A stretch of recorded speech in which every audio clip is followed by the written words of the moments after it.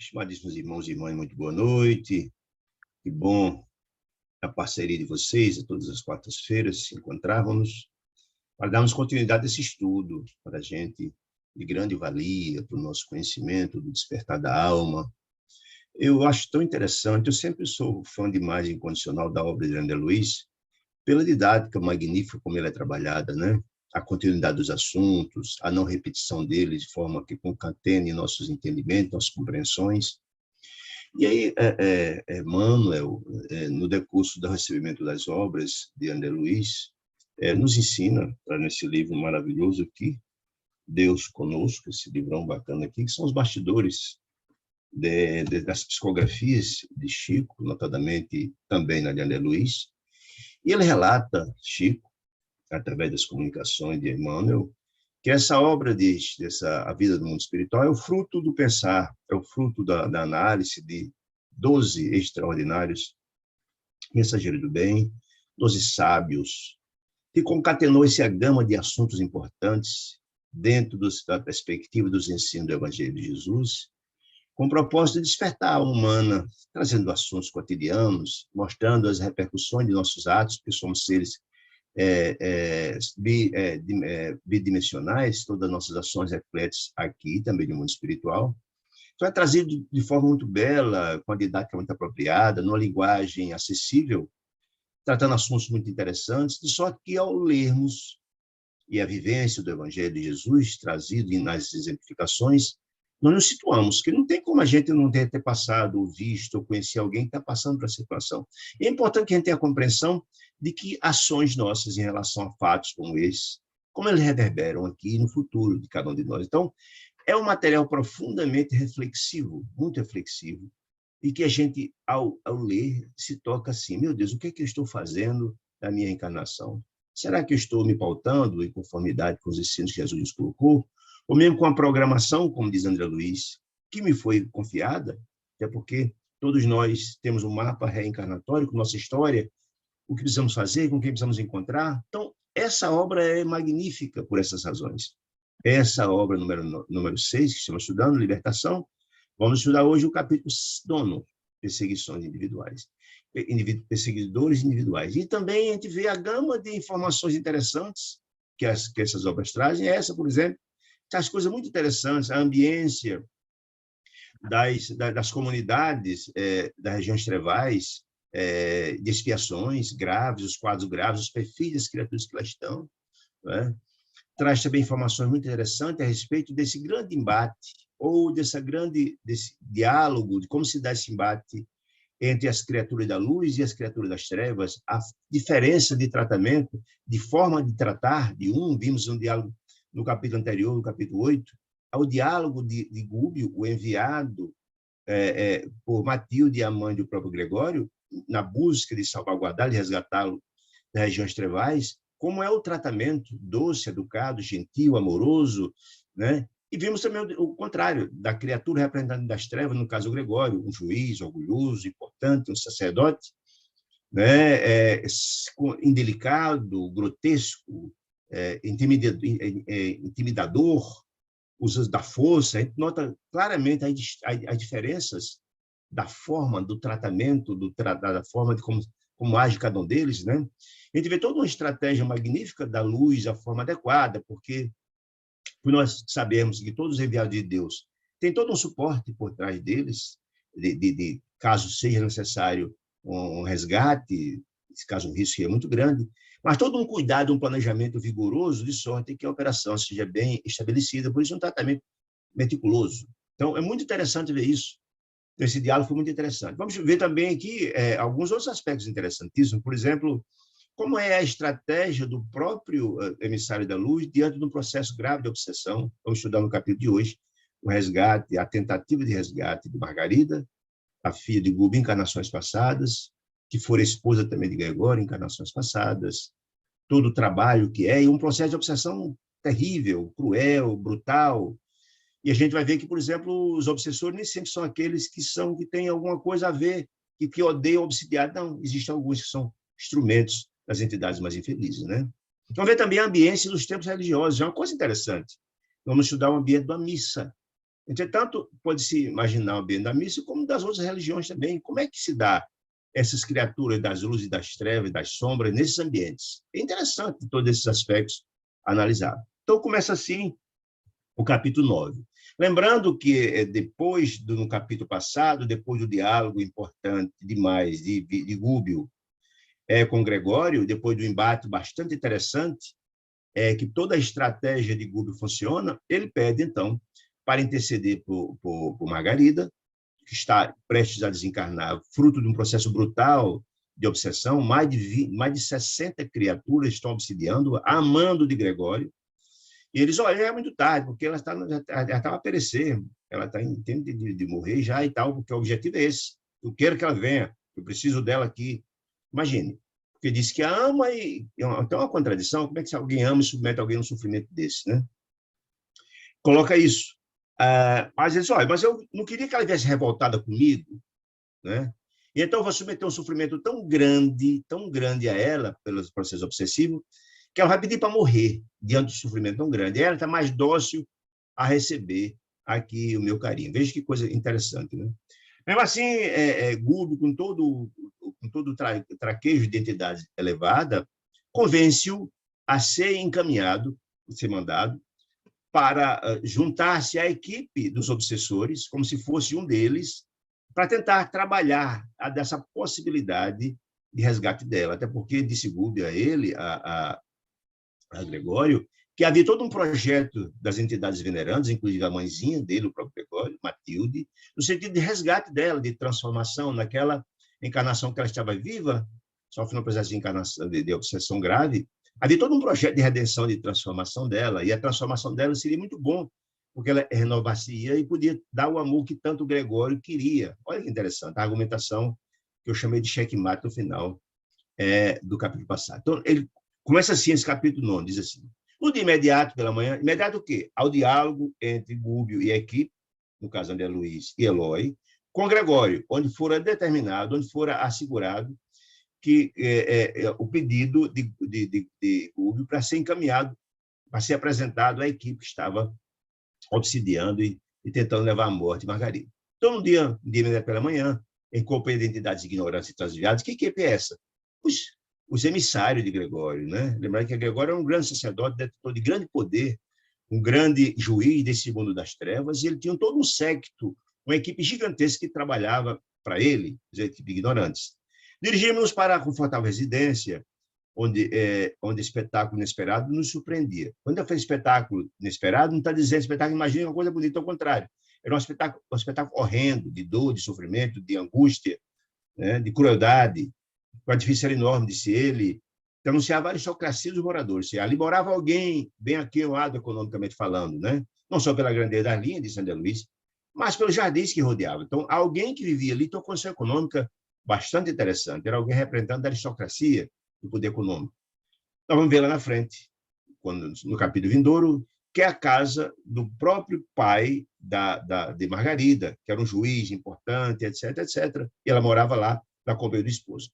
Paramos junto à ala esquerda, disse André Luiz, notando que ela estava ocupada de muitos espíritos, personagens espirituais, de aspecto deprimente, ou seja, o séquito, o grupo encarregado por Gregório de matá-la. Um grupo de mais de 60 entidades profundamente infelizes. Roxos patibulares significa roxos com aspectos criminosos, carantões sinistros e rostos profundamente deformados. Nós já vimos isso. Jesus dizia que nós tiramos do bom tesouro do nosso coração aquilo que temos, como é do mal, o tesouro do coração. Nós sabemos que a fisionomia das entidades, quanto mais brutalizadas, infelizes, retrata o que eles têm no coração. Na verdade, quanto mais ignorantes, mais brutais, perpassa a molda a própria fisionomia das entidades. Então, ele fala todas as criaturas de tabuleiro, criaturas com aspectos criminosos, carantões sinistros, né? Indiscutivelmente, aquela construção residencial, disse ele, permanecia vigiada por carcereiros frios e impassíveis. Por que carcereiros, gente? Porque, efetivamente, nós vamos ver no decurso do capítulo que Margarida estava presa espiritualmente falando para aquelas entidades infelizes. Ela não tinha absolutamente liberdade alguma, ela estava presa pelos carcereiros, né? É a primeira reflexão que vamos ter a respeito dessa questão. Estava cheio de identidades lá, infelizes, e ela estava espírito preso, não tinha liberdade para nada. a julgar pelas sombras que os cercavam, daquelas entidades, né?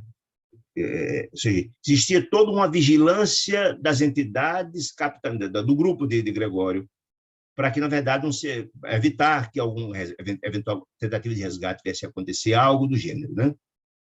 Que a gente imagina que só as criaturas da luz que guardam ambientes para evitar as sombras, não, ao contrário, também acontece, né? Eles não tentam segurar de qualquer jeito os seus projetos. Transfuso limiar, disse ele, de alma preço. André Luiz ficou angustiado com toda aquela angústia, com aquele ambiente terrível, cheio de criaturas infelizes. O ar jazia saturado de elementos intoxicantes. Por quê? Porque nós sabemos que o ambiente, você que faz o ambiente dessa história, chega um ambiente de profunda harmonia, onde tem presente pessoas de paz, de amor, de fraternidade, isso exala. Você tem a capacidade de alterar o ambiente. Como o contrário também é verdadeiro. Vocês são lembrados lá no livro Mensageiros, que eles saindo, vinha lá André Luiz e a equipe, quando adentraram na Mansão Paz, lá fora um ambiente terrível, cheio de energia deletéria, quando entraram naquele ambiente completamente diferente, porque a sua capacidade, o seu espírito tem a capacidade de mudar a ambiência, e como aquele ambiente está tomado de entidades profundamente infelizes, o ambiente estava irrespirável, porque a atmosfera era o pensamento de ódio, de ressentimento, comandado por aquele grupo infeliz, né? Dissimulei a todo custo o mal-estar, recolhendo impressões aflitivas e dolorosas. Por que dissimulei? Lembremos que tanto André Luiz, como Eloy, como Gúbio, eles estavam indo em missão de socorro, mas não podiam denunciar, ter um sentimento de benevolência, algo, senão seria denunciado. Eles foram encaminhados como se fossem criaturas também que ajudaram na obsessão, para ajudar a matar a Margarida. Senão não teria nem acesso ao grupo. Então eu tinha que dissimular. Inclusive, as próprias feições, as próprias energias que emanavam deles, que as criaturas mais elevadas têm essa capacidade de modificar-se. Lembremos que André Luiz, Gúbio e Eloy, quando chegaram àquele mundo para se parecer, para ser visível às outras criaturas, para a diferença de sintonia, eles tiveram que brutalizar os próprios perispíritos. Vimos isso lá atrás. Né? Depois, porém, de instruções de Gúbio, tudo fazíamos para nos assemelharmos à presença, a fisionomia, as luzes, assemelharmos aos delinquentes vulgares, ou seja, eles modificaram completamente a fisionomia deles para se parecer também com entidades brutais. Essa capacidade só tem efetivamente as entidades mais elevadas. As entidades das sombras não podem transformar-se em feições mais leves, mais suaves, mais belas, porque não tem essa capacidade, porque ninguém pode dar o que não tem. As mais elevadas podem modificar-se, apagar um pouco a sua luz, modificar-se, com a finalidade de desenvolver uma tarefa, um trabalho, como é o caso deles aqui. E as entidades infelizes, profundamente infelizes, não tem como se parecer ser um lobo, um cordeiro na pele de lobo, é impossível, porque você transpassa, você mostra que efetivamente o seu é. Né? Então, eles estavam dissimulados. Reparei, porém, que Gúbio, que se fizera tão escuro, a estratégia dele, dissimulados, tão opaco na organização perispírita, que de modo algum se fazia reconhecível por nenhum daqui estava presente, a não ser por nós, ou seja, Eloy e o próprio Gúbio. Ou seja, só quem podia reconhecer e saber quem efetivamente era Gúbio era André Luiz e Eloy, porque todas aquelas criaturas que estavam lá, 60 entidades, via ali pela obscuridade do próprio perispírito de Gúbio, que ele tem essa capacidade de modificar-se, como se fosse um obsessor dramático e cruel como os outros. Né? Senão, corria esse risco ao trabalho que ele ia desenvolver. Muito bem. Instado por Sérgio, um gaiato rapaz que nos introduziu com maneiras menos dignas, Saldanha, o diretor da Falange, operava, veio nos receber. Ou seja, ele foi apresentado a mando de Gregório, ele que eu digo, Gúbio, André Luiz e Eloy, a equipe, foram apresentados a Saldanha. Quem era Saldanha? Saldanha era o comandante dessas 60 criaturas que estavam ali com a missão de aniquilar Margarida. Ele era quem coordenava toda aquela, o chefe daquele grupo profundamente infeliz. E Sérgio foi a pessoa que veio a mando de Gregório a apresentar ele a Saldanha. Né? Pôs-se a fazer gestos hostis, no caso Saldanha, quando ele chegava, hostis, brutalizados. Mas quando o Sérgio falou que estava vindo ali a mando de Gregório, a senha era essa, né? De repente ele admitiu o grupo na condição de companheiros importantes. Ou seja, se Gregório mandou, que era efetivamente alguém importante para a realização da tarefa, né?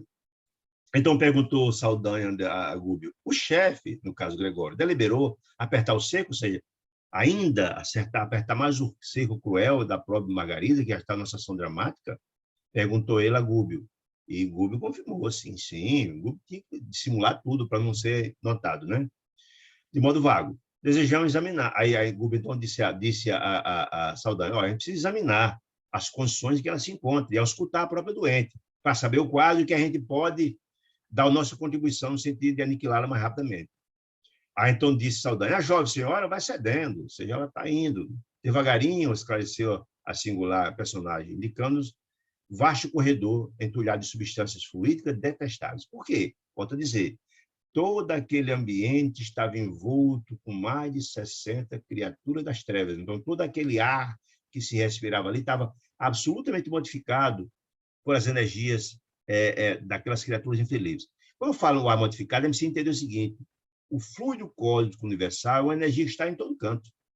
E esse ar, ele é modificável, é plástico, ele modifica-se conforme a influência das criaturas que estão no ambiente. Por isso, a pessoa tem sensibilidade, ao chegar no ambiente de profunda paz, consegue identificar que ambiente é amoroso e tal. E aqueles que têm também essa capacidade, também notam quando o ambiente está pesado, apresenta entidades infelizes.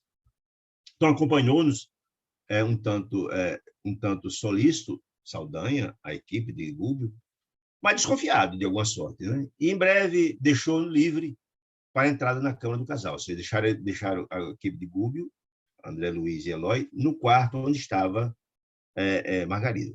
Aí André disse que aquele era um dia bonito lá fora, o sol estava maravilha, né? Dava para ver pela vidraça, né? E lá deitado, jazia naquela cama uma pobre moça, ainda jovem, a mulher ainda jovem, com extrema palidez nas linhas nobres, de semblante digno. É importante ter essa descrição dela, semblantes nobres, semblante digno, porque lembra, ela, não obstante ter laços graves com o passado, com Gregório, que é quem encaminhava todo aquele século de obsessores, mas ela tinha encarnado com a finalidade sublime, com a finalidade bacana, de haver todo um projeto do mundo espiritual de renovação e transformação. Foi-lhe dada uma oportunidade de renovação. Mas entregava-se a ela a tormentosa meditação. Ela estava a pensar num assunto angustiante. E aí vem a primeira pergunta que eu acho que é interessante a gente entender. Por que alguém que vem com um projeto tão importante de renovação e transformação, né, numa situação como essa, aquele ambiente se permitiu adentrar entidades tão infelizes, 60 criaturas como aquela, e cadê os amigos espirituais dela? Uma boa pergunta. Uma questão. Por que as criaturas estavam lá, já que ela reencarnou com a finalidade de renovar e transformar? Aí eu volto àquele conceito que eu sempre bato, porque ela é muito interessante para a gente entender, no conceito do cérebro triuno lá que André Luiz traz em obra passada. Lembra que ele também diz lá muito claramente que nós temos nosso cérebro como se fosse 3 andares. O andar de baixo fica exatamente o nosso porão, onde estão as nossas culpas, nossos erros graves do passado, tudo está posto lá.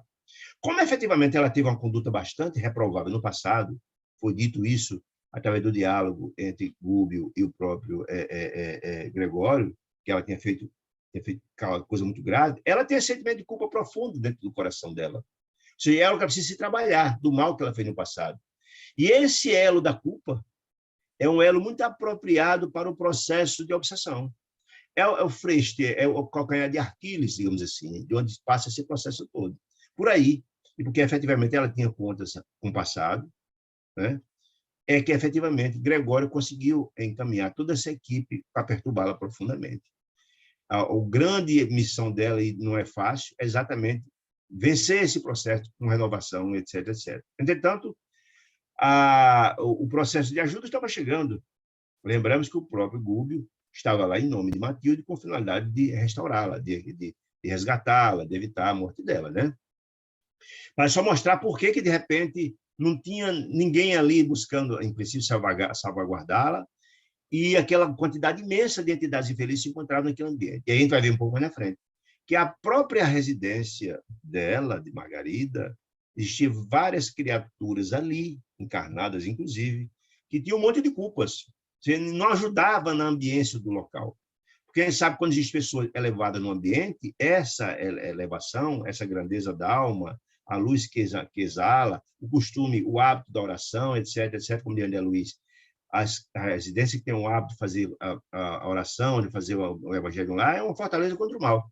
Mas aquela casa estava impregnada com muita culpa, muito ódio, muito ressentimento, muita culpa do passado, né?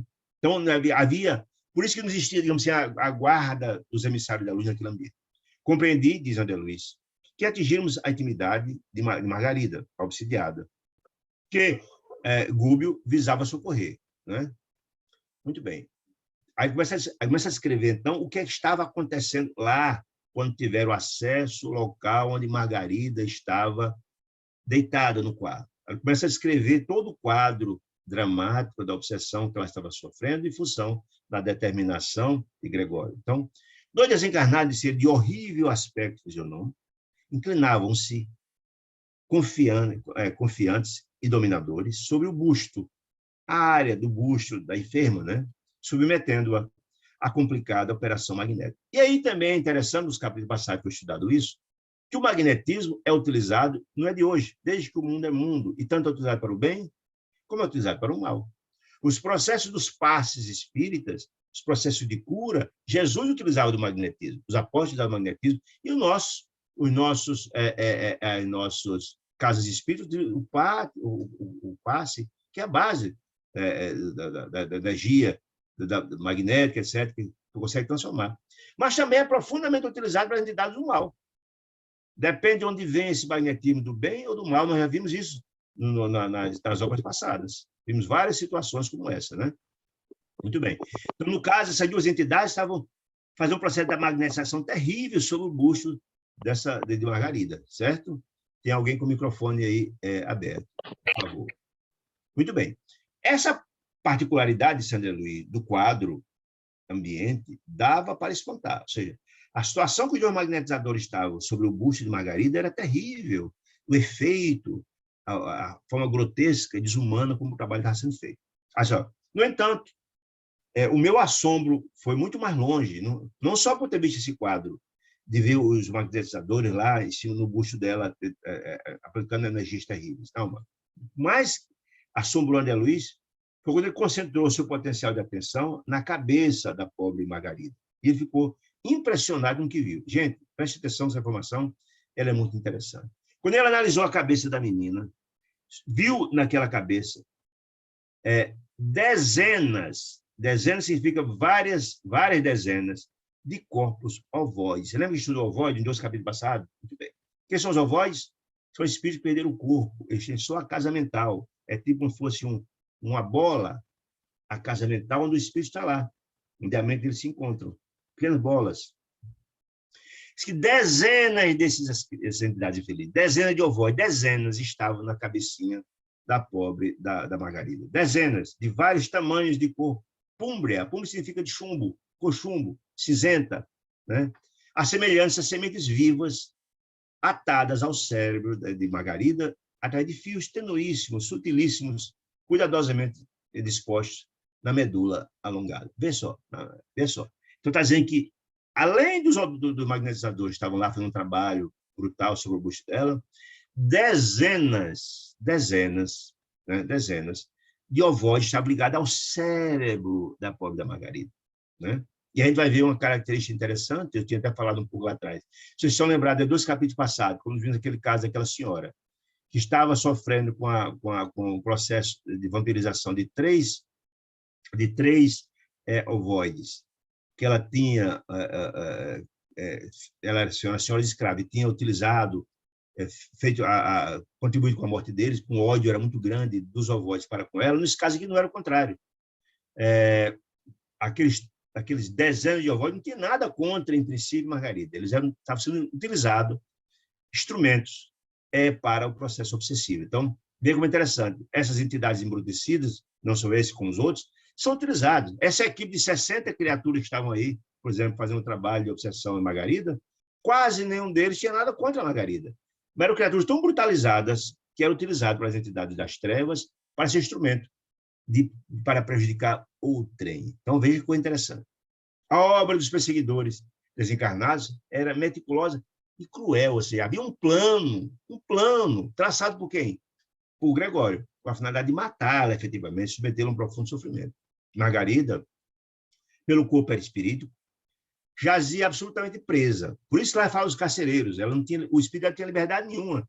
Só de ovoide tinha várias dezenas no cérebro dela, sugando o tempo todo as energias dela, vampirizando, né?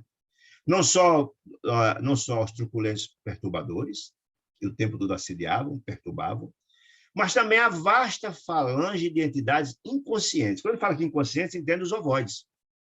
Os ovoides que estavam ali não tinha nada contra ela, absolutamente nada.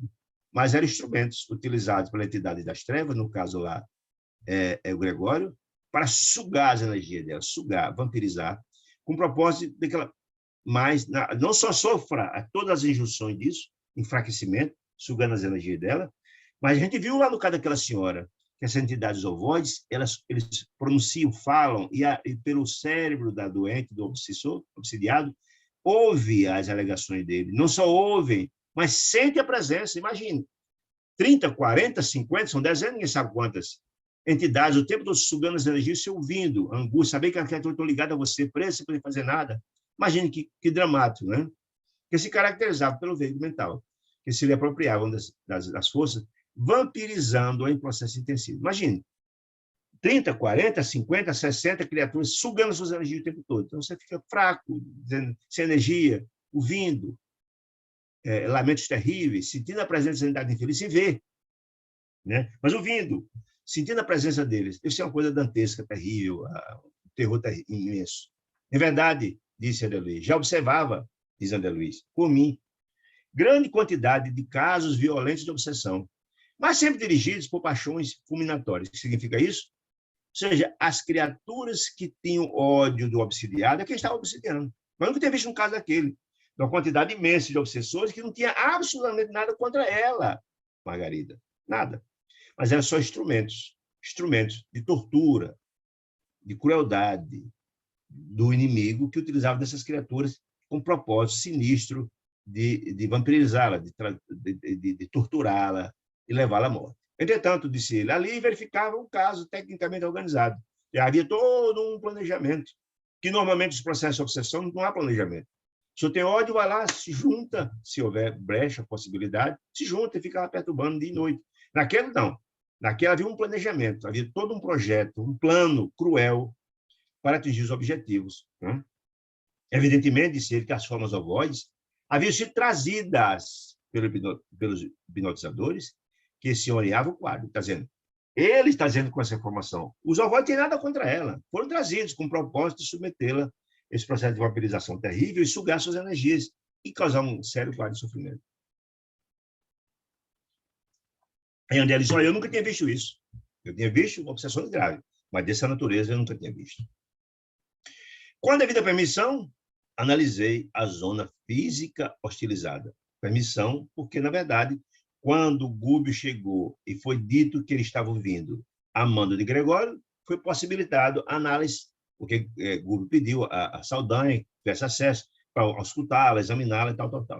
Reparei que todos os centros metabólicos da doente apareciam controlados. O metabolismo é onde faz a modificação, por exemplo, você se alimenta, onde são tiradas energias para fortalecer o corpo, etc. Então, está tudo controlado. O corpo da Margarida está todo comprometido pela atuação das entidades infelizes. A própria pressão sanguínea, disse ele, demorava sob o comando dos perseguidores. Comandavam tudo.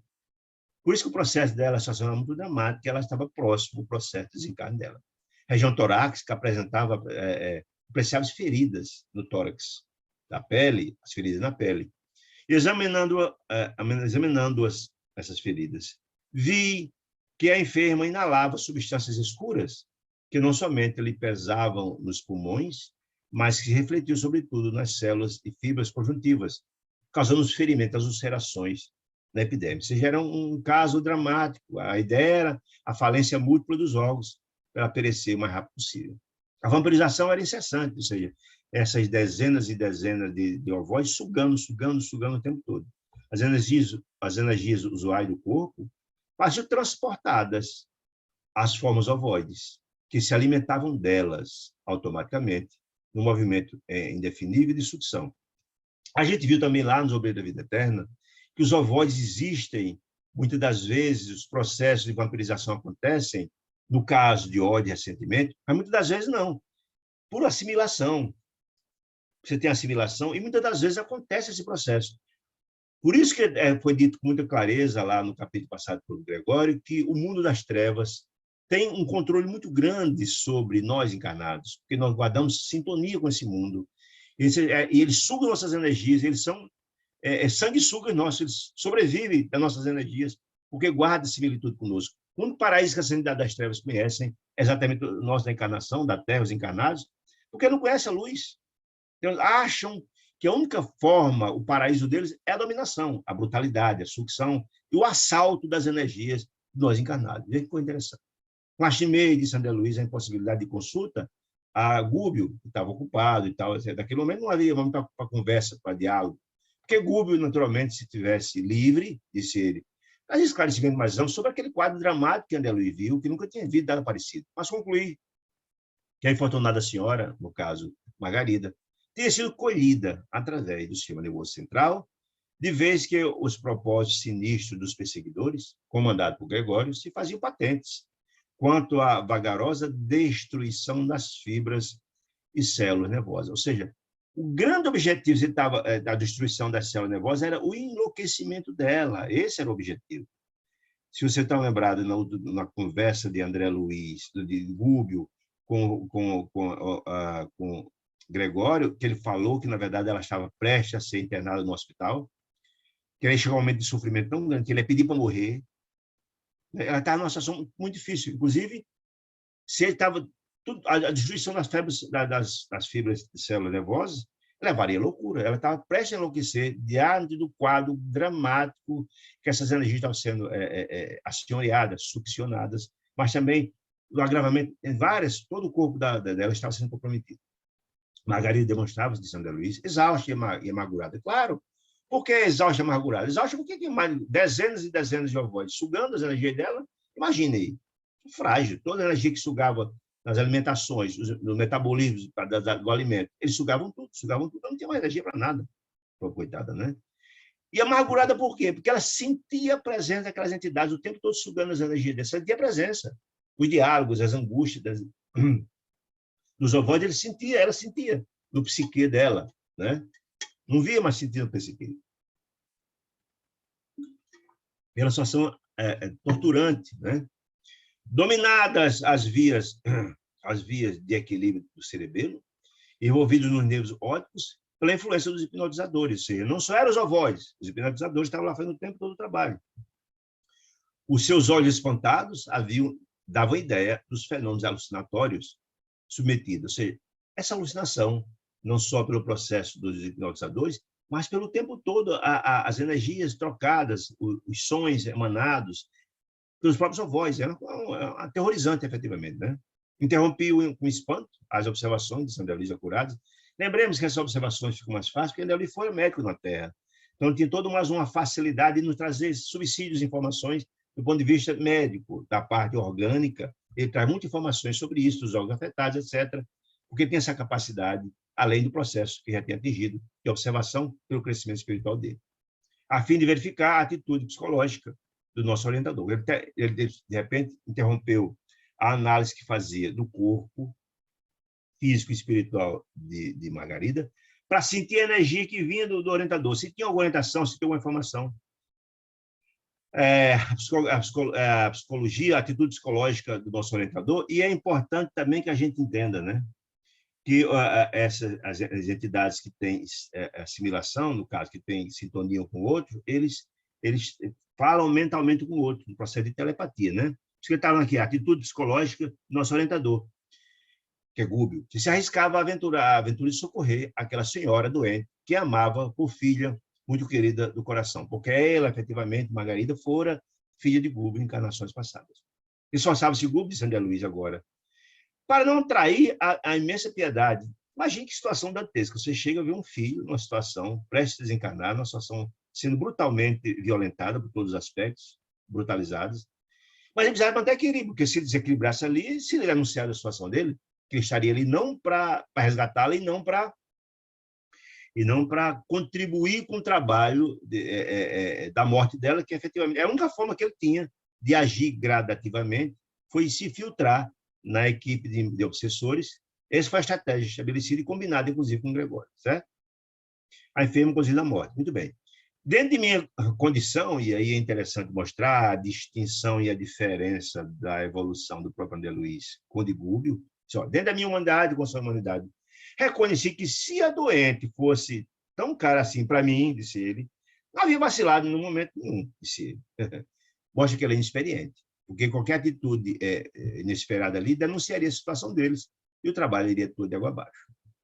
Movimentaria, se fosse eu, disse André Luiz, passe de libertação ao longo do bulbo, retiraria aquela carga pesada e inútil de sedimentos enfermiços, tiraria todos os ovoides, as dezenas estavam ali, em seguida lutaria bravamente contra todos os perseguidores, um a um, disse ele. Mas se acontecesse isso, imagine, todo o projeto, todo o plano iria água abaixo.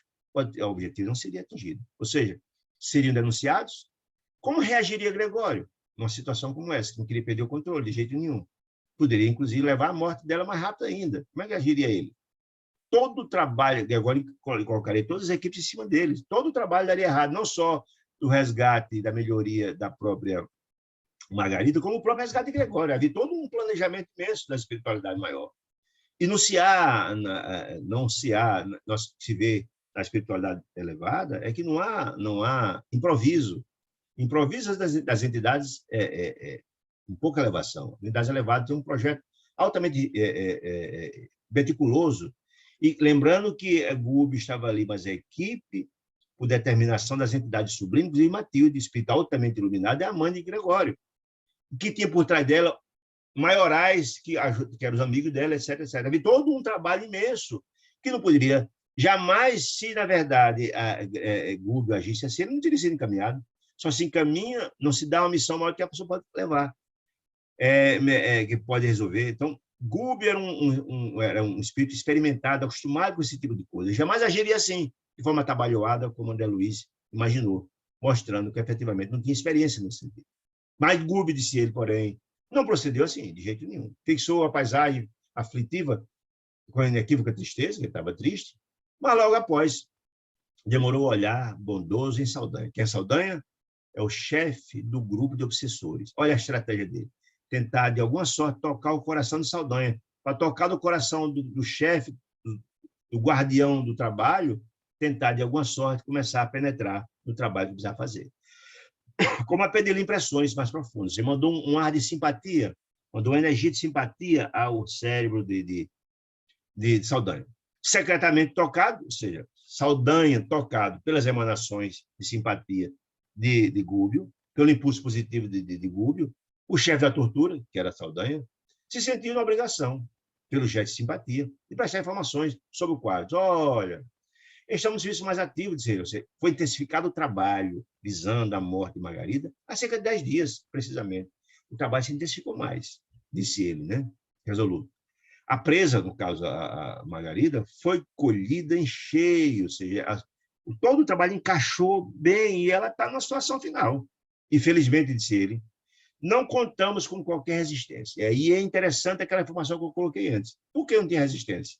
Porque a casa, efetivamente, onde Margarida se encontrava, a família não tinha todo o suporte iluminativo, não tinha o hábito da oração, não tinha o hábito do evangelho, não tinha o hábito... Ou seja, era um ambiente que não tinha a proteção das luzes sublimes, porque, efetivamente, não tinha sintonia. Não é que Deus não encaminhe, não. Encaminha sempre, ajuda, os amigos espirituais estão para nos ajudar.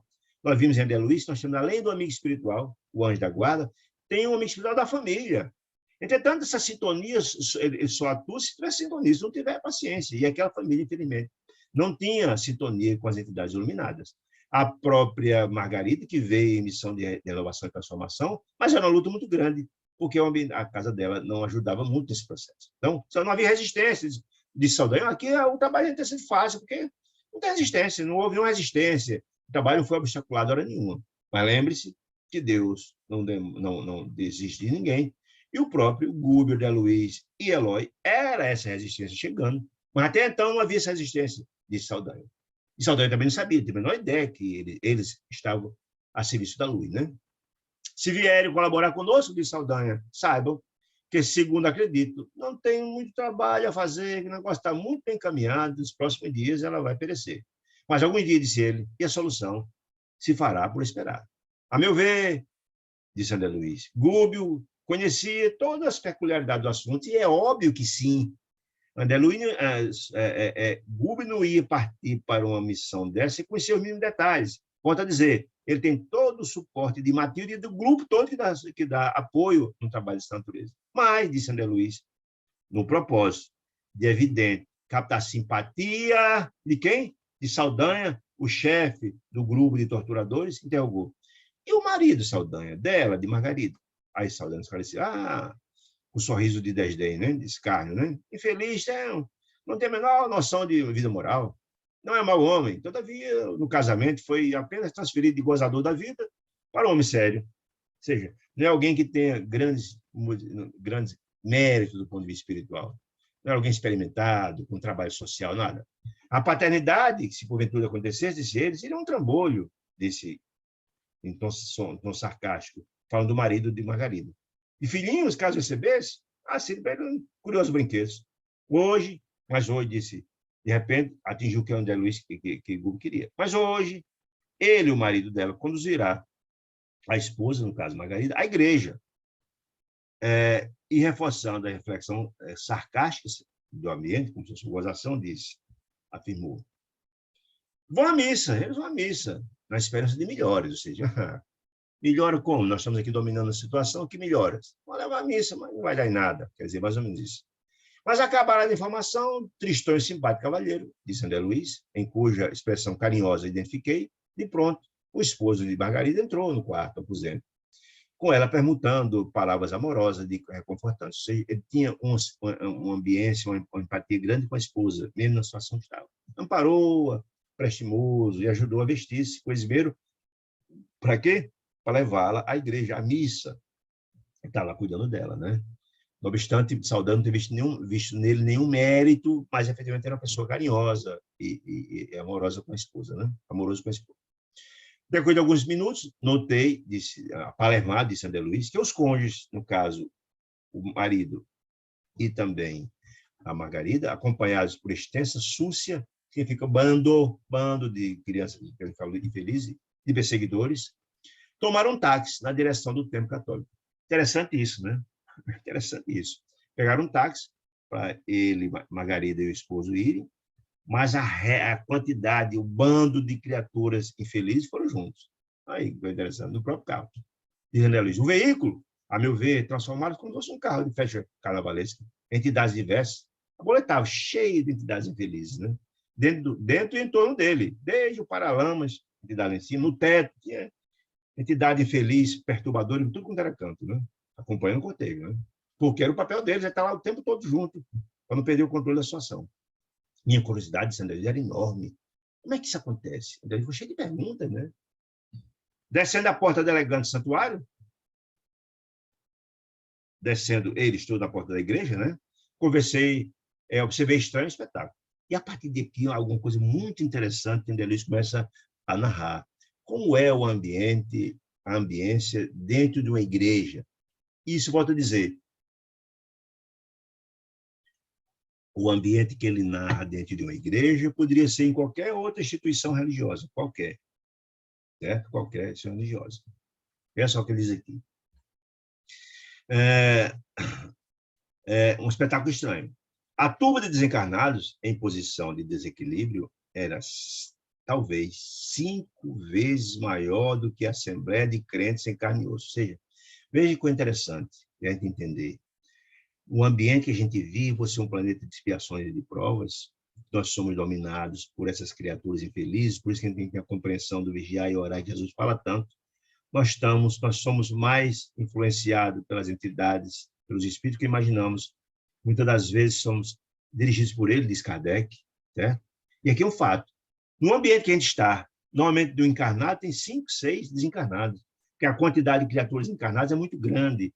E as pessoas não entendem, e precisa entender, que a questão da diferença do mundo espiritual para o mundo encarnado é só de dimensão vibracional. Eles estão aqui juntinho de nós. Né? Então, na igreja, para cada encarnado, tinha cerca de 5, 6 desencarnados lá. Que é uma coisa interessante. Né? Compreendi, disse André Luiz. Logo, que em maior parte ali se achava com o propósito deliberado de perturbar e iludir. Por que essas criaturas vão perturbar e iludir numa igreja, num templo religioso? Por quê? É muito simples. Lembra que todo o diálogo que foi colocado lá atrás entre André Luiz, entre Gúbio e Gregório, e nos diálogos anteriores, nos esclarecimentos de Gregório, nos esclarecimentos de Gúbio, foi dito o tempo todo que essas criaturas das trevas desejavam o controle da nós encarnados da Terra, que a única felicidade que eles tinham é exatamente isso. Então, sempre haverá, nós somos assim, no meio de uma luz, no meio da noite escura, em breu, qualquer luzinha que se acende no meio daquela luz, daquela sombra inteira, essas entidades das sombras vão tentar apagar essa luzinha. Então, qualquer foco no bem da luz, haverá sempre resistência às entidades do contrário, porque ele deseja a dominação. Então, qualquer foco de luz, de esclarecimento e de amor, haverá sempre a oposição ferrenha da criatura das trevas, a mão de quem? Das criaturas que comandam os mundos infelizes. No caso, os dragões, como foi dito lá por Gregório, né? Que desejam o controle da Terra, desejam dominar a Terra. Por isso que a grande maioria, onde há, no caso, as instituições religiosas, a celebração, com a finalidade de despertar espiritual, haverá sempre muitas criaturas tentando evitar que esse despertamento aconteça. Nós vamos ver esses bastidores aqui dessa missa, vocês vão entender o que eu estou falando. Então, Saldanha encontrava-se excessivamente preocupado, dizendo a Luiz, com as vítimas. Que vítimas? Não só era a Margarida a vítima, porque eu lembro que o esposo dela estava com ela, também sofria toda essa angústia toda. Então, a preocupação de Saldanha, como coordenador do grupo, ocupado no processo grave de obsessão, a preocupação deles era só com o que ia acontecer. Vigiar Margarida e o marido para evitar que ela não conseguisse digamos assim, nenhum auxílio da luz visando a libertação delas, né? Para se pensar uma atenção com o grupo. Então, Gúbio afastou-se um tanto do grupo, na companhia de André Luiz e de Eloy, né? Para conversar esclarecimentos. Era um momento adequado para isso. André Luiz que penetraram o templo, a igreja, né? Onde se comprimiu nada menos do que de 7 a 8 centenas de pessoas, e aí se entendeu o seguinte, tinha cerca de 600 a 700 pessoas, entendendo que um encarnado para 5 desencarnados. Então, a grande esmagadora maioria, 5 para 1, eram desencarnados naquele ambiente. Olha só. A algazarra dos desencarnados ignorantes e perturbadores era ensurdecida, porque eles eram a maioria. Para o encarnado, tinha 6 desencarnados, 5, 6 desencarnados, né? Ignorantes, infelizes. Imagina, tem um monte de gente infeliz gritando, fazendo gaiatice, fazendo extravagância, imagine o ambiente. Quando chega num local onde as pessoas não têm a menor educação, falam alto, riem, outros fazem mal o quê, fazem coisa de mau gosto. Era mais ou menos assim, a igreja cheia, né? A respiração se fizer era difícil, pela condensação de fluidos semicarnais ali reinantes. Por quê? Porque a grande esmagadora maioria era de desencarnados, né? Infeliz. Então, eles dominavam aquele ambiente, o ar que respirava, eles tinham a capacidade de embrutecer aquele ambiente, porque, volto a dizer, o fluido cósmico universal, o ambiente é influenciado pelas criaturas que estão ali, pelos sentimentos, pelo ódio, pelo sofrimento, enfim. Tudo isso é impregnável, o ambiente fica mais feliz ou mais infeliz, dependendo de quem lá está. Como a grande esmagadora maioria estava ali, eram criaturas ignorantes, o ar estava impregnado dessas energias, desses fluidos infelizes, né? Todavia, disse André Luiz, ao fixar os altares da igreja, confortável surpresa aliviou-me o coração. Ou seja, ele olhou para o local dos altares, onde é feita a celebração da missa, né? Dos adornos e objetos de culto emanavam doce luz. Como assim? Das cruzes, quando a pessoa fazia orações, das estátuas enfim, de santos, etc. Emanava do local onde colocava a hóstia. Todos são ambientes, né? Os adornos doce luz, que se espraiava essa luz dali pelos cimos da nave visitada, pela parte alta, a cúpula da igreja, né? Do plano espraiava pelo cimo da nave visitada pelo sol. Essa energia, a luz, se acomodava em cima. Por que em cima? Lá não tinha quantidade de entidades infelizes, estava embaixo, junto com o público, né? Então, onde estava a grande maioria dos encarnados e desencarnados lá embaixo, a energia irrespirável. Mas existia a presença da luz que ficava mais em cima, pisado pelo sol, né? Ou seja, a luz era muito inferior à quantidade de sombra que estava presente. Fazia perceptível de ser a nítida divisão, linha divisória, das energias da parte inferior, da parte de terra, embaixo, do recinto, quando o plano superior, a parte da cúpula da nave, né? Da igreja. Dividiam-se os fluidos de maneira como fosse água cristalina em cima e azeite impuro num grande recipiente embaixo. O grande desceu na base cheia daquele azeite impuro, em cima água pura. Contemplando a famosa claridade dos nichos, olhando aquilo, perguntei então a Gúbio, mas o que vemos aqui? Perguntou eles.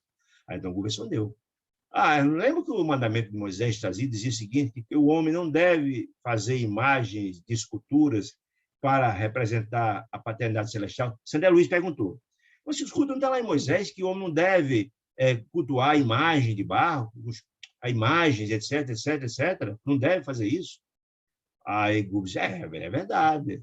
Inclusive, disse Gúbio, ele terminou o testamento lá de Moisés, que ninguém deve se curvar diante das imagens. Imagens, entenda-se, sem nenhuma significação. Entretanto, disse André, é um erro criar ídolo de barro ou de pedra para simbolizar a grandeza do Senhor. Que Deus não está ali, não significa isso. Quanto nossa obrigação primordial, disse ele, é de render culto na própria consciência, é mandar nossa emanação de amor direto ao Criador, e não uma imagem, não uma estátua, não faz sentido, né? Aí disse, entretanto, respondeu Gúbio, a bondade de Deus é infinita. E aqui achamos-nos perante apreciável quantidade de mentes infantis. Infantis do ponto de vista espiritual. Está na infância do processo evolutivo, né? Que não tem essas compreensões, a maturidade para fazer essa ligação direta com os espíritos mais elevados, né? Que gostam de cultuar a materialidade, né? E disse ele, quantas vezes, disse Gúbio, quantas vezes, meu amigo, a criança acalenta bibelôs? Bibelôs significa adornos. Alguém não gosta a menina não gosta da caixinha de música, outro não gosta de um bonequinho, não sei mais o quê. Bibelôs significa isso. A fim de preparar-se convenientemente para as responsabilidades da vida madura. As crianças não gostam dessas bibelôs? Gostam, sim. Então, ali, como na verdade existe mentes infantis, no processo inicial da evolução espiritual, também se comportam assim. Por isso, a adoração a estátuas, a crucifixo, a não sei mais o quê, adoração a isso, aquilo outro, né? Quer dizer isso, né? Mas, olha, não existe na Terra tribos primitivas que adoram o Pai na voz do trovão, acho que Deus é o trovão, e coletividade, sabe, vizinho é Mataba, que cultua animais como idolatria. Na Índia tem rato que é considerado um sou santo, vaca é considerado como sagrado. Isso, segundo ele, ainda faz parte desse processo ainda. Nós estamos ainda somente infantil do ponto de vista da evolução espiritual. De que evoluímos espiritualmente, a comunicação, a comunhão será entre o filho e o pai, através da prece. Essa confluência, como Jesus gostava de, ao final do dia, sempre parar para meditar e ter essa comunicação direta com o pai, né? Não era direto a um símbolo, não, é diretamente a comunicação, é espírito a espírito, né? Mas, olha, o Senhor não abandona ninguém. Se alguém vem aqui e faz a prece com todo o fervor, diante de uma imagem, diante disso, daquilo, não tem importância dentro do altar, sem dúvida nenhuma, Deus não deixa de mandar o amor e a assistência a alguém que está pedindo ajuda, porque ele fez diretamente algo que não seria, basta fazer a prece, quer dizer isso. Muito bem. Deus vale-se dos impulsos elevados, disse ele, de fé verdadeira, para que elas lhes oferecem e socorre-lhe as necessidades educativas. Deus envia sempre assistência e ajuda, não importa a via, verá sempre, diz ele. Nessa casa de oração, disse Gúbio, os altares, que é o local onde se vai lá, se ajoelha, faz a prece, recebemos as projeções de matéria mental sublimada dos crentes. Você vai com toda a sua fé, se ajoelha, faz sua prece. Então, essa matéria sublimada da prece feita com fé fica impregnada naqueles locais, nos altares, etc. Fica impregnada, certo? Impregnada. Os ambientes, não sei se vocês estão lembrados, quando a gente falou lá, quando André Luiz ia sair para essa missão da Companhia de Gúbio, foi feito todo um trabalho de preparação, e a prece, viu que aquele ambiente está todo impregnado com as energias que há séculos que eram feitas ali, as preces, e aquelas energias ficam impregnadas. É a mesma coisa daqui. Há quase um século, disse ele, as preces fervorosas de milhares que tem aqui nesses altares, deles aqui, envolve os nichos e apetrechos de culto, né? Tudo aquela ambiência dos altares, etc. E é natural que resplandeçam, ou seja, as energias que ficam impregnadas resplandeçam através de semelhante material, ou seja, aquela luz que é emanada daqueles apetrechos que atinge a cúpula da nave vem daquela energia que está lá impregnada naquelas questões todas, né? Todos quantos, sim, através de semelhante, sim, é natural que resplandeçam essas energias através de semelhante material que fica ali impregnado, né?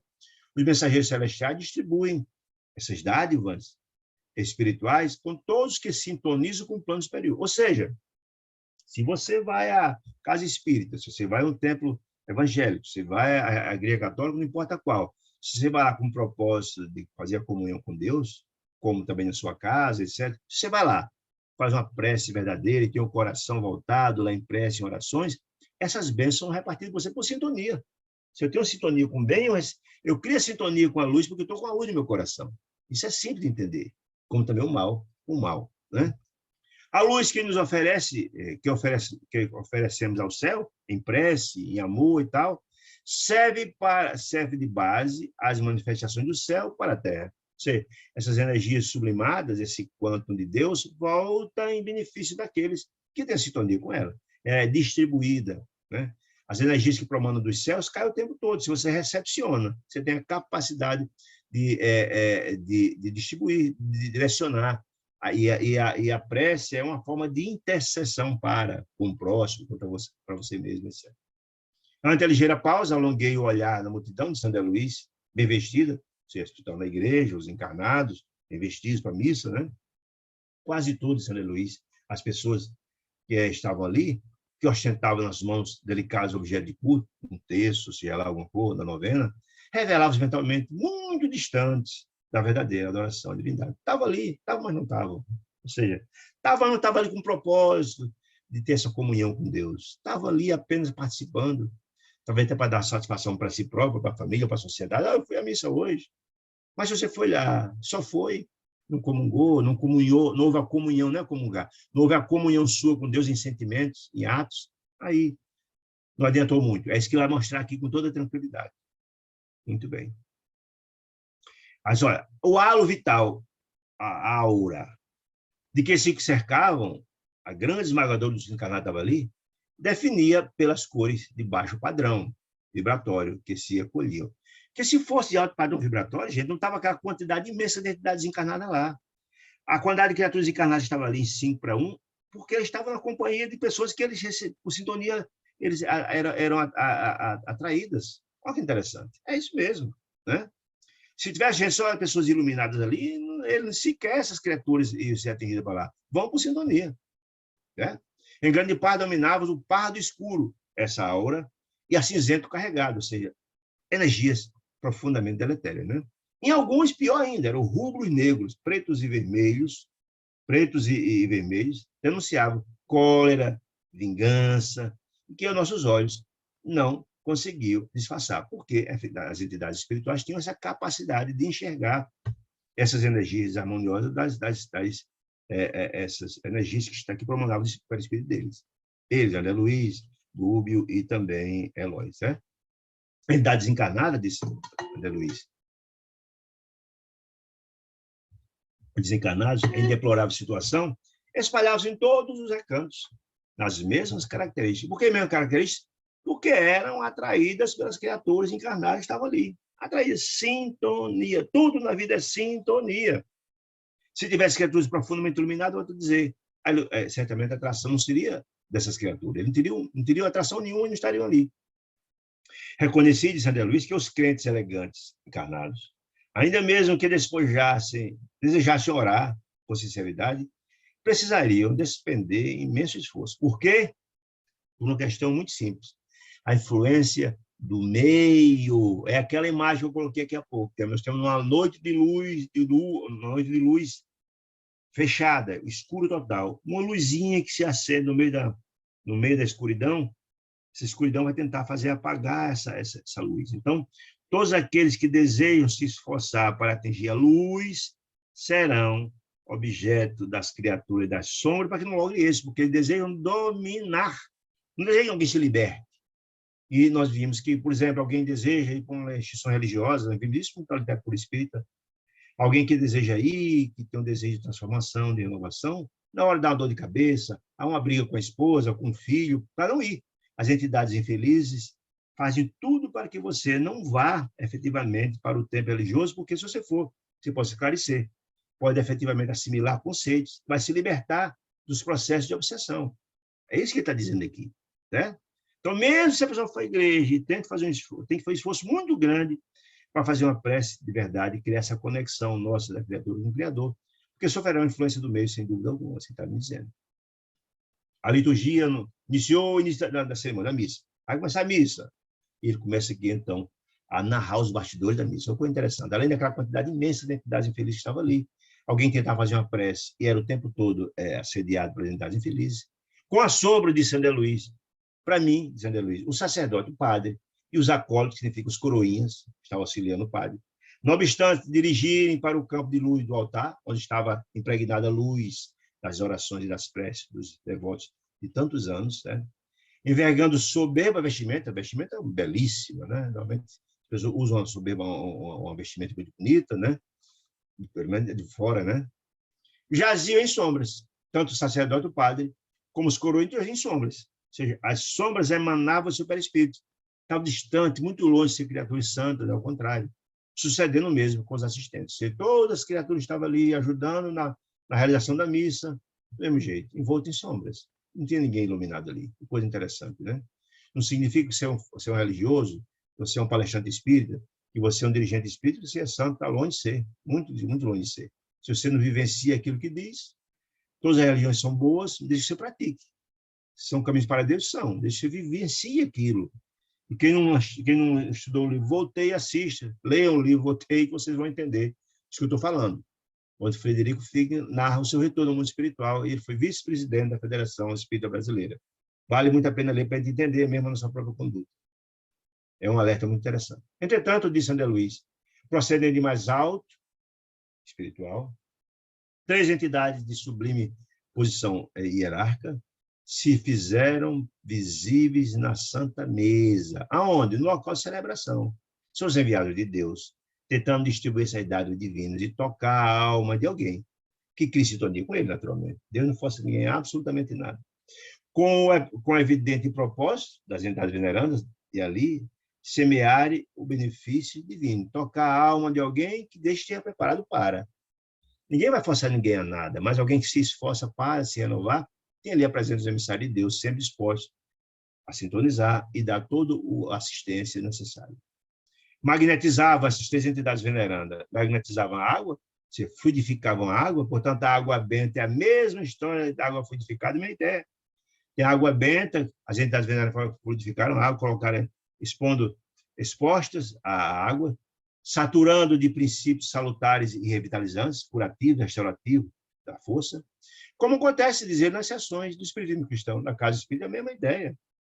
Não só na casa espírita, se você faz seu culto evangelho lá em casa, ou aqui, a água que está aberta, falando de Deus, etc., as entidades também colocam, tendo a ambiência, as energias importantes e fundamentais nas águas que estão aqui expostas. Então, é muito importante, quando a gente está fazendo nossa fala aqui, falando de Deus, etc., etc., pode não vir de lado. As entidades do bem colocam, sim, as energias, fluidificam, né? Em seguida, passaram a fluidificar as hóstias, olha aí. Não só as águas que estão sendo fluidificadas, a água benta, né? Mas as hóstias que iam ser recepcionadas como sendo o pão espiritual, né? E também estavam sendo iniciadas, fluidificadas, etc.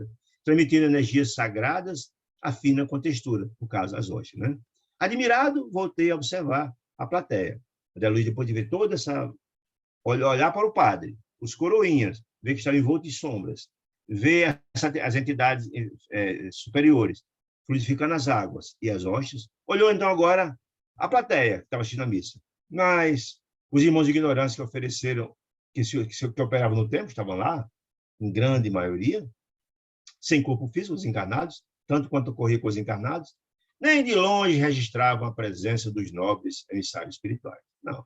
Por quê? Porque não tinham sintonia com ele, que agiu em nome do infinito bem. Porque não tinha sintonia. Não era preciso ser vidente para, não. Então, assim, se tivesse alguém com coração puro e amoroso, sintonizando no bem, seria atraído, essa entidade seriam atraídos para estar ao lado deles. Mas não, a esmagadora maioria não deram a menor conta, nem também as entidades espirituais desencarnadas. Por quê? Porque a sintonia era outra. Eu não tinha sintonia, não conseguia enxergar as entidades venerantes ali, porque a sintonia era outra, a faixa vibratória era outra. Ele não conseguiu, nem os ignorantes, e nem também as criaturas encarnadas também conseguiu, porque a faixa vibratória é diferente. Reparei através do halo de muita gente, da aura, que um determinado número de frequentadores, disse ele, no caso, os encarnados, se esforçavam por melhorar a atitude mental na oração. Alguém até tentava se concentrar na oração, fazer a conexão com o alto. Zé Luiz notou isso. Reflexos arroxeados, tendente a vacilante brilho, se modificando sua energia inicial, parecia que ia pular em um ou outro, né? Contudo, olha que informação preciosa. Os malfeitores desencarnados, propositadamente, se postavam ao pé dos que se candidatavam à fé renovadora e reverente, ou seja, de tentar atrapalhar de todas as formas que essa prece, que essa conexão viesse a ser estabelecida. Por quê? Porque não desejariam, de jeito nenhum, perder o controle sobre essas pessoas. É aquela velha história que nós falamos sempre, que o vigiai e orai tem que ser um mantra na vida de cada um de nós, o tempo todo. Você pode vigiar, fazer a oração tomando banho, na rua, no trabalho, em todo canto. Vigiar e orar. Se você não está bem, entre orações, porque essa é a conexão. Né? Então, mesmo na igreja, tentando fazer uma prece, etc., e as entidades infelizes tentando que você não consiga fazer essa conexão. Né? Buscando conturbá-los. São os adversários da luz. E um alerta para cada um de nós. Do vigiar e orar, que Jesus nos ensinava o tempo todo. Muito bem. Não longe, diz André Luiz, fixei a atenção de uma senhora que acompanhava o sacerdote, o padre, com manifesto desejo de receber a bênção celestial. De lá, tem a bênção, receber uma bênção, tal.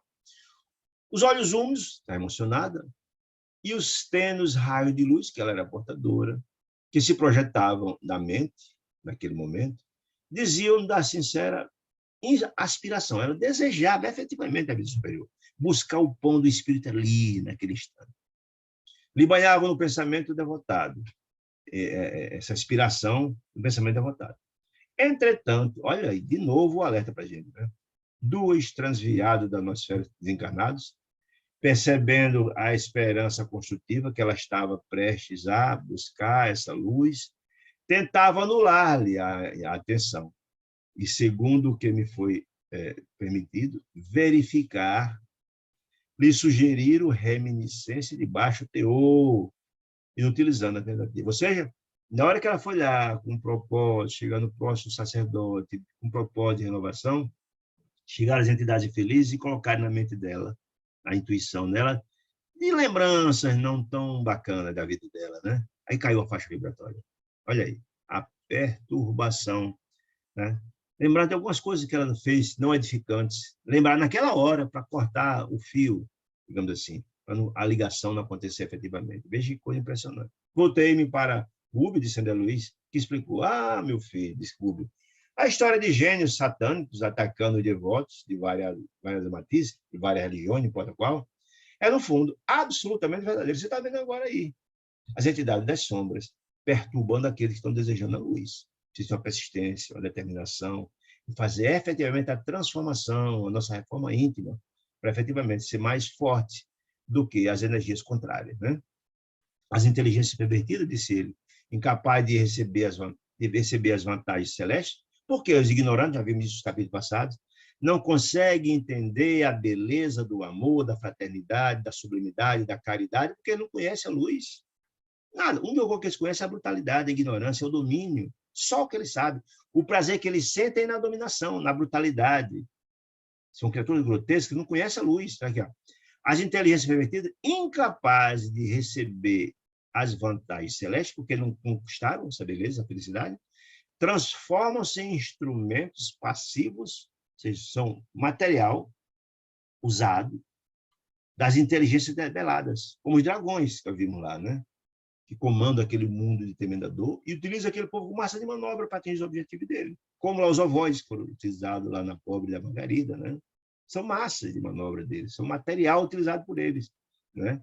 Para atingir os objetivos. Como essas criaturas não têm a menor noção do que é felicidade, etc., se vão lá e se sentem, são escravizados, mas se acham úteis, né? Ele não conhece nada além daquilo. Que se interessam, passivos de inteligência rebeladas, que se interessam pela ignorância das massas, domínio, desejo continuar a nos dominar. Nós só iremos nos libertar disso quando a maioria das criaturas encarnadas na Terra renovasse, a sua reforma íntima, transformasse, e aí sim o mundo modificar-se-á de provas e expiações para o mundo de regeneração.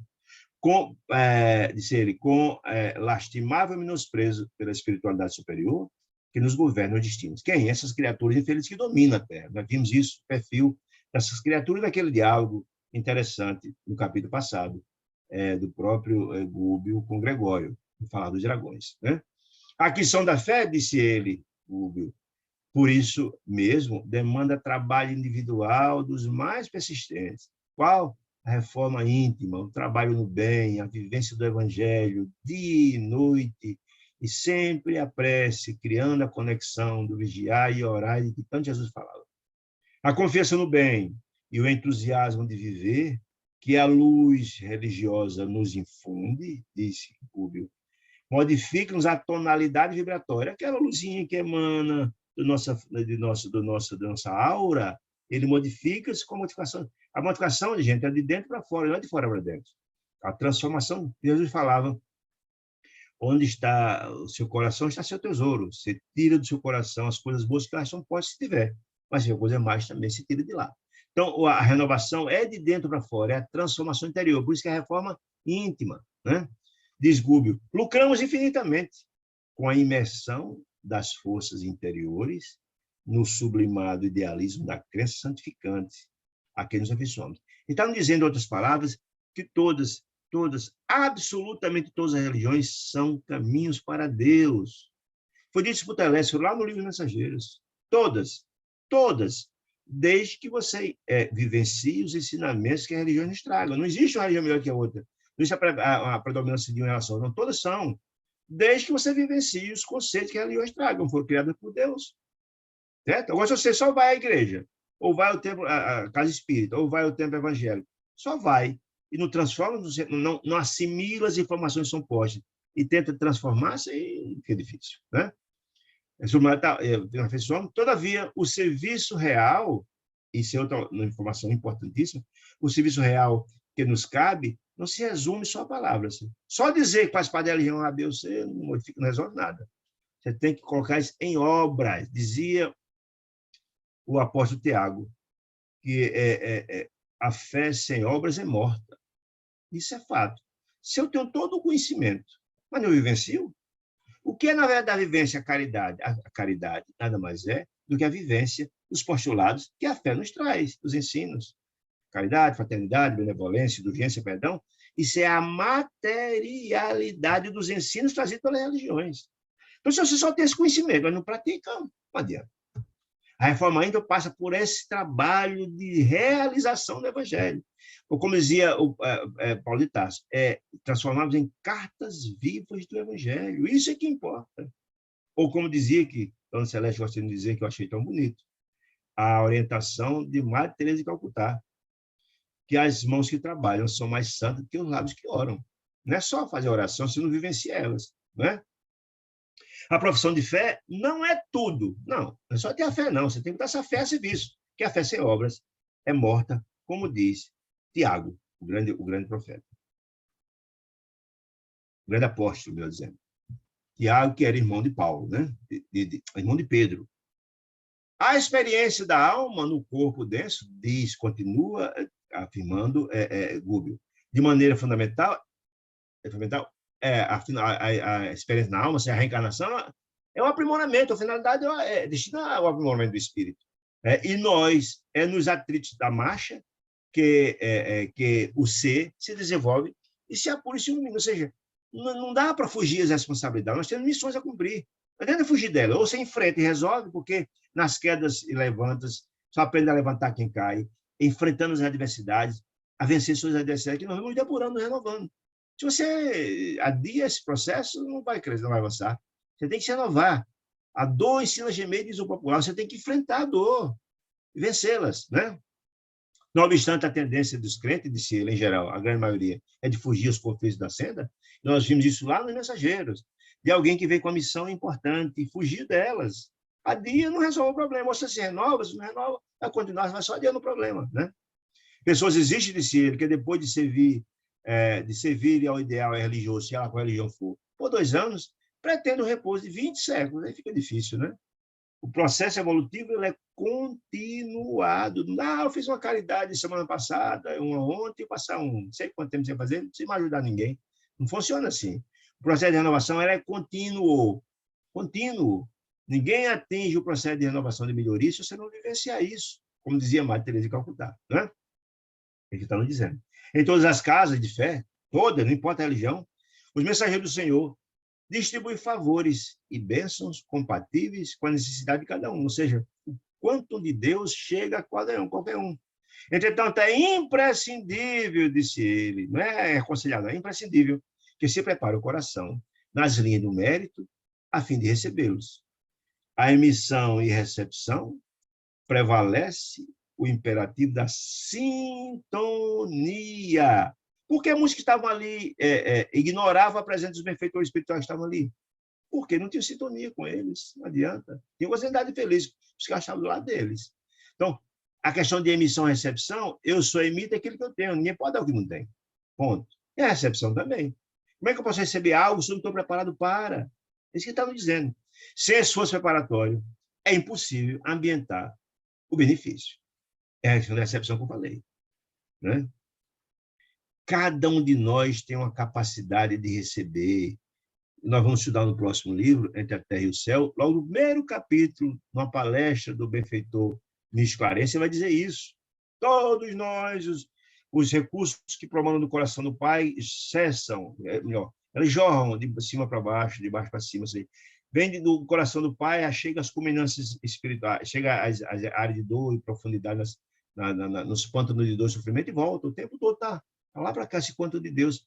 Mas cada um de nós recebe conforme a capacidade. Nós somos como espécies de transformadores. Se eu não estou capacitado para receber, eu não vou receber, né? Alguns benfeitores recebem como esses que estão na igreja, porque tem uma capacidade de receber desses transmissores mais energia e distribuem.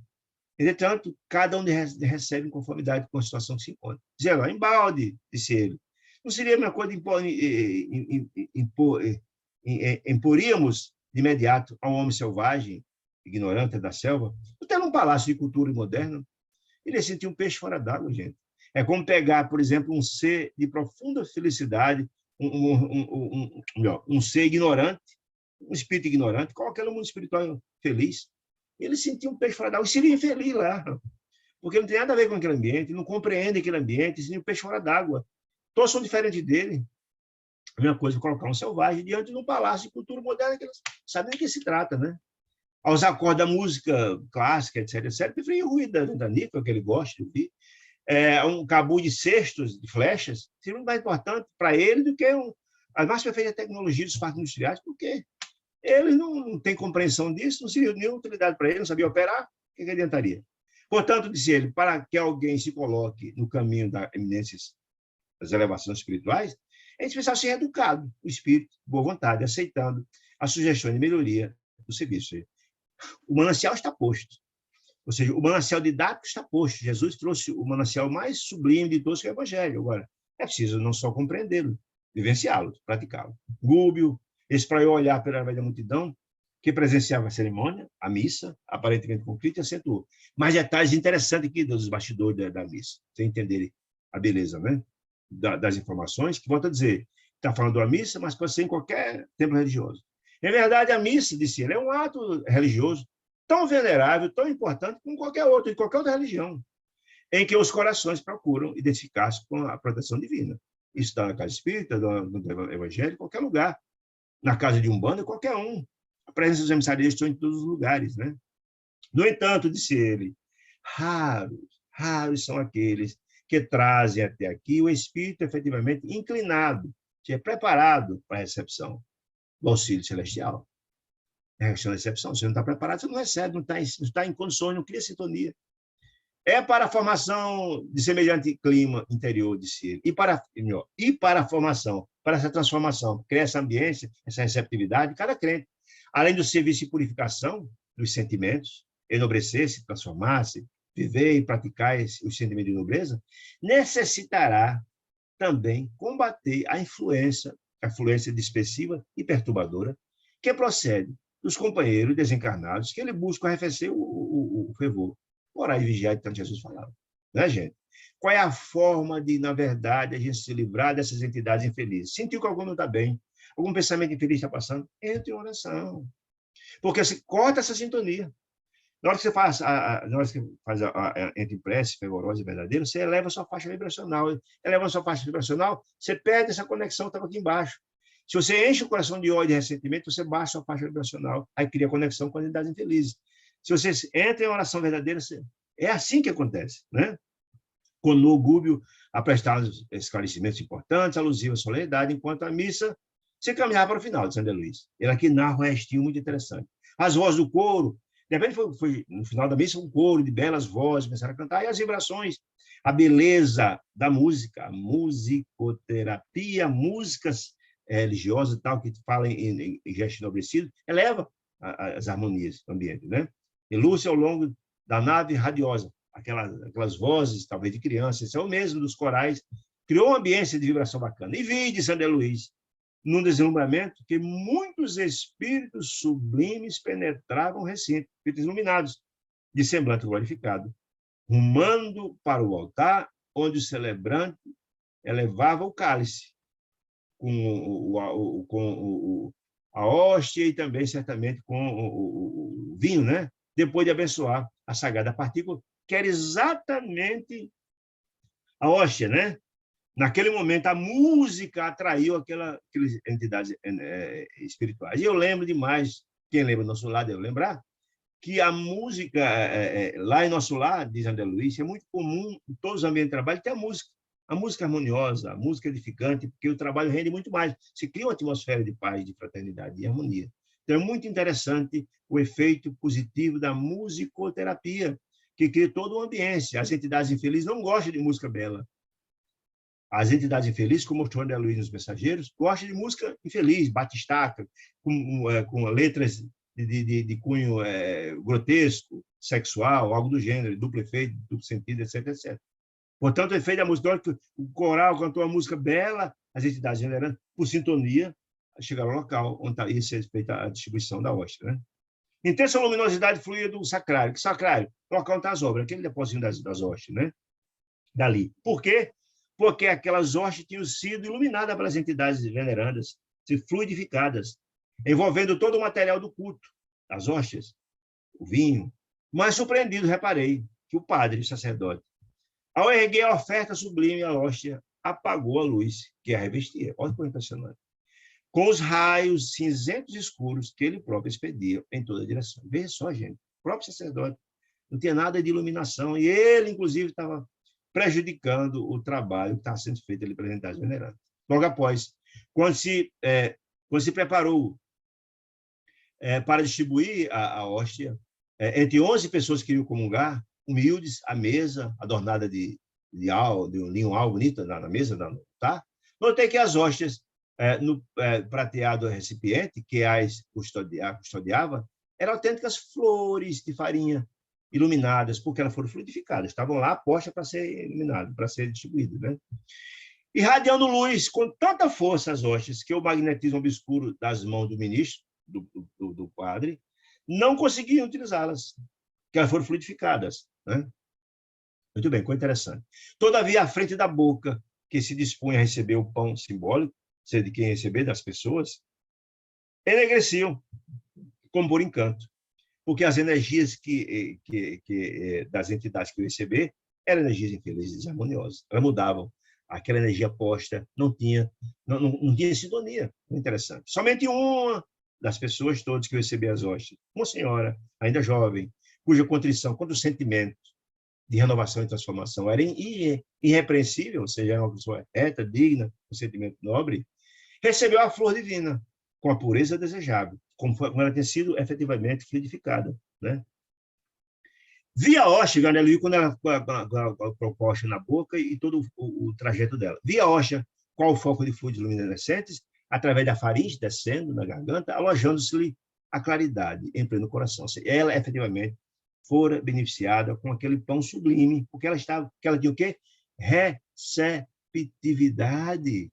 Para receber as energias sublimes, tem que ter receptividade. Que ninguém pode dar nem receber se eu não tenho condições de receptividade. Ninguém pode dar o que não tenho, etc.